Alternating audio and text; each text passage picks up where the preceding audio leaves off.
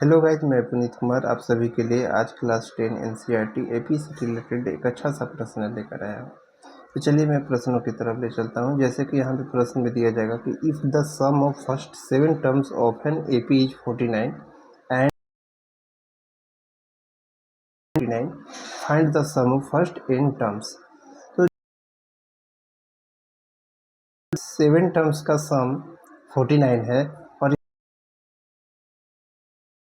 जैसे कि यहाँ पे दिया है डेट ऑफ 17 टर्म्स।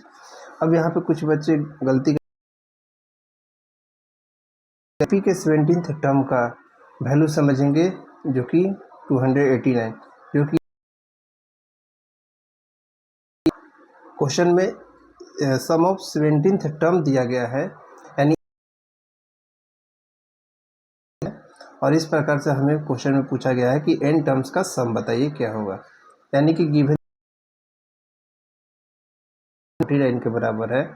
और S17 जो कि 2 में nth टर्म का सम निकालने के लिए जो फॉर्मूला होता है वो Sn = n/2 ब्रैकेट के अंदर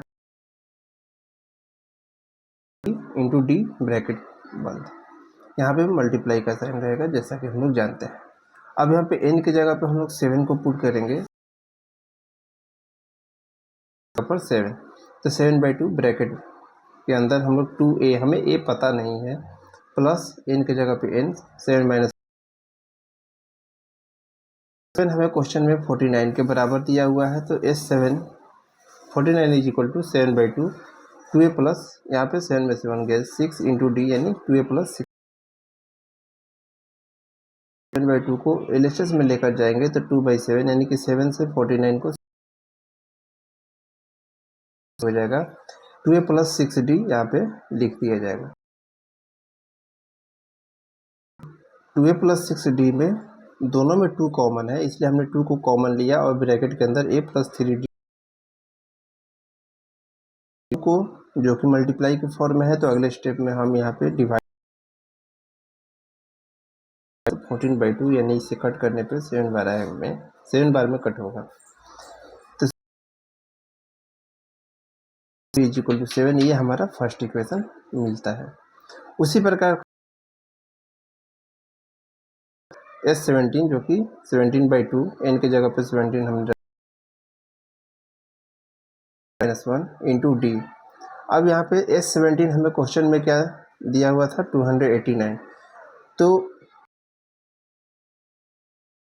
में से 1 गया तो 16d हो गया यानी कि 2a प्लस 16d। 17/2 को हमने LHS में ले गया तो 2/17 हो गया। 17 से 289 को 17 टाइम्स में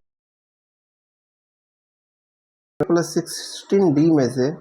2 कॉमन था तो हमने 2 को बाहर ले लिया, तो यानी कि 2 ब्रैकेट के अंदर a प्लस 8d हो गया।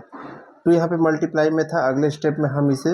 डिवाइड में कन्वर्ट कर दिए LHS ले जाकर, तो 17 इंटू 2 बाई में 2 यानी 2 से 2 कैंसिल हो गया = a प्लस 8d, यानी हमें यहाँ से a plus 8d = a plus 8d = 17 ये हमारा सेकंड इक्वेशन प्राप्त हुआ। अब हमें 2 इक्वेशन प्राप्त हो चुका है, तो हम यहाँ पे सब्ट्रैक्ट करेंगे। नाउ सब्ट्रैक्टिंग इक्वेशन 1 फ्रॉम 2, आप यहाँ पे 2 फ्रॉम 1 भी लिख सकते हैं, बस बात को ध्यान में रखना होगा कि फ्रॉम के बाद जो भी इक्वेशन रखेंगे उसको हमें ऊपर में रखना होता है। a प्लस 8d = 17 और a प्लस 3d = 7। जब हमने सब्ट्रैक्ट किया तो नीचे वाले इक्वेशन का साइन चेंज हो जाता है, तो जैसे यहाँ पे a प्लस था, a का साइन प्लस था तो माइनस में कन्वर्ट हो गया। 3d जिसका साइन प्लस था माइनस में, और 7 यहाँ प्लस में था तो माइनस में। अपोजिट साइन होने के कारण ये कैंसिल हो जाता है, 8 में से 3 जाएगा 5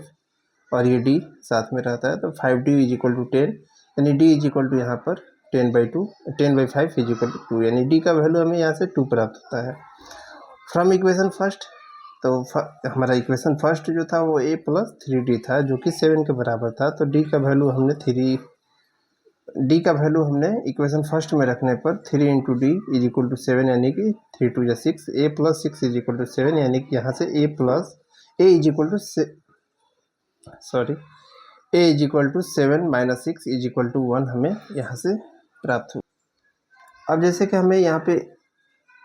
क्वेश्चन में कह रहा था कि हमें nth टर्म का सम बता दीजिए, तो हमें Sn is equal to n/2 bracket के अंदर 2a plus n minus one into D.